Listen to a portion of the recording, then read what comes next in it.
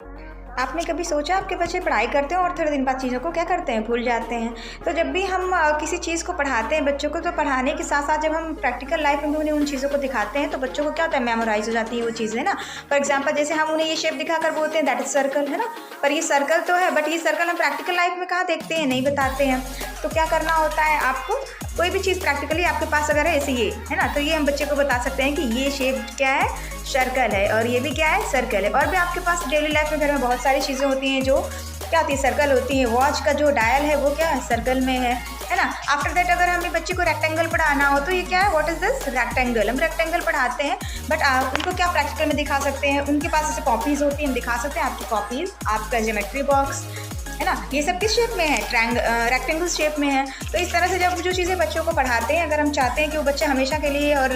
Long time memorise करे, तो उसको क्या है, प्रैक्टिकल में भी हम उसको करके दिखाते हैं तो बच्चे को ज़्यादा देर तक याद होता है। और जब भी आपका बच्चा राइटिंग करता है, लिखता है, आप चाहते हो कि बच्चा उस लेटर, पर्टिकुलर लेटर को पहचाने, तो उसके लिए आपको बच्चे को जब लिखाते हैं तो दैट टाइम जो बच्चा लिख रहा होता है जो लेटर, उस लेटर को उसे बोलने के लिए प्रेरित करें, अच्छे से उसको समझाएं कि आप जो बना रहे हो ये क है, क या ए, या फिर जो भी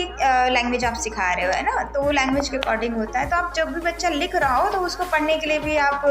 मोटिवेट करें कि आप जो लिख रहे हो उसको बोलो भी, है ना। अगर वो बोलेगा तो क्या होगा कि वो एक तो वो लेटर रिकॉग्नाइज करना सीख जाएगा, अक्षर को पहचानना सीख जाएगा, और दूसरा ये कि नेक्स्ट टाइम उसको लिखते वक्त कोई कन्फ्यूज़न नहीं होगा, तो उसको पता होगा कि मुझे ये लेटर, ये शब्द लिखना है, जैसे उसे लिखना हो कैट, है ना, तो उसको पता हो कि CAT, कैट लिखना है ना, ए साउंड वर्ड है। तो इसी तरह से बच्चे को अगर आप प्रैक्टिकल लाइफ में चीज़ों को समझाएंगे, दिखाएंगे, तो बच्चे को ज़्यादा दिन तक और अच्छे से याद हो जाएगा वो चीज़ें, फिर बच्चा नहीं भूलेगा। Thank you.